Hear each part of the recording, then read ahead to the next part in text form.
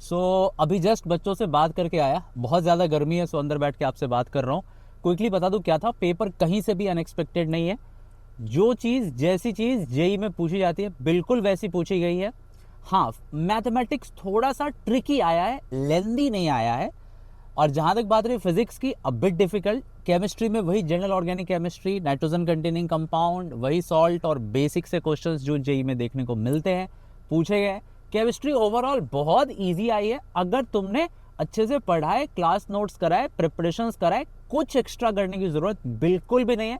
Chemistry बहुत बढ़िया मौका आज आपको दे रही है कि आप 100 में से 94 96 टाइप का स्कोर कर सकते हो आसानी से। और अगर जिस बच्चे ने आज स्विफ्ट में पेपर मतलब फर्स्ट अटेम्प्ट में दिया है, यकीन मानो 99.5 परसेंटाइल लाना आसान है अगर तुम अच्छी तरीके से एग्जाम दे के आओ, पैनिक नहीं करो। आई एम अगेन रिपीटिंग, कुछ भी अनएक्सपेक्टेड नहीं है, कुछ भी नया नहीं है, सब कुछ वही आया है जो आप क्लास में करते हो और पढ़ते आए हो। ठीक है।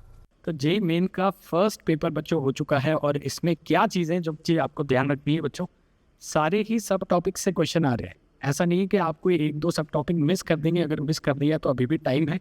एटलीस्ट जेई मेन का लेवल कवर करने के लिए किसी भी टॉपिक में आपको 1 से 2 सेशन देख लेना है, ठीक है। मतलब अगर आपने सपोज कैपेसिटर छोड़ रखा है तो कैपेसिटर का वो एक ही सेशन देख ले जिसमें डायलेक्ट्रिक आपको मालूम होगा, डायलेक्ट्रिक के कंसेप्ट पे क्वेश्चन आ रहे हैं।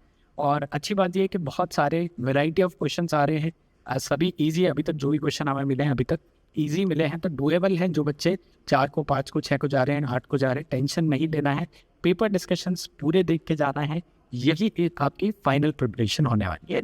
आई होप आपका पहला अटैम्प्ट जो है, पहला शिफ्ट जो है आज 2 अप्रैल का हो गया है। जस्ट एक क्विक मैं आपको बता देता हूँ। I have seen questions. So मोटा मोटा जो पेपर है यार मैथ्स का, कोई ज़्यादा मुश्किल नहीं आया है। स्टैंडर्ड ही क्वेश्चन जैसे जनवरी में पेपर था, आई बिलीव वैसा ही पेपर है। अगर आपने ठीक ठाक लेवल पे पढ़ा हुआ है तो आप पेपर को अटैम्प्ट कर सकते हैं, अच्छे से क्वेश्चंस आप बना सकते हैं। आउट ऑफ द ऑर्डिनरी अभी तक मेरे को कोई क्वेश्चन उसमें नहीं दिखा है, ठीक है। स्टैंडर्ड क्वेश्चन है, डिफरेंशियल इक्वेशन के क्वेश्चंस भी इजियर साइड पे हैं।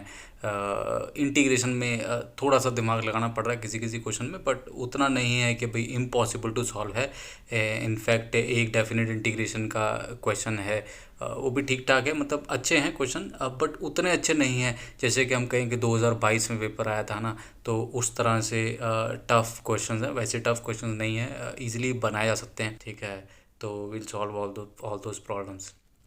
सो मोर और लेस मैं कहूँगा कि एक डुएबल पेपर है। अगर आप अच्छे से पढ़े हैं तो आप इस पेपर में अच्छा खासा स्कोर कर सकते हैं, है ना।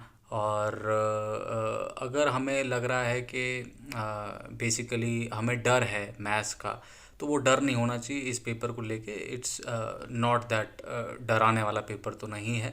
बाकी देखो, अगर आपने पढ़ा नहीं है तो आपको डेफिनेटली मुश्किल लगेगा ही लगेगा, है ना। बट अगर आप सिंसियर जेई एस्पिरेंट रहे हैं, आपने सारी प्रॉब्लम सॉल्विंग की है जैसे जैसे हमने करवाई है, तो मुझे नहीं लगता कि you should face any difficulty in solving the problems, and you will crack the paper with flying colours, है ना।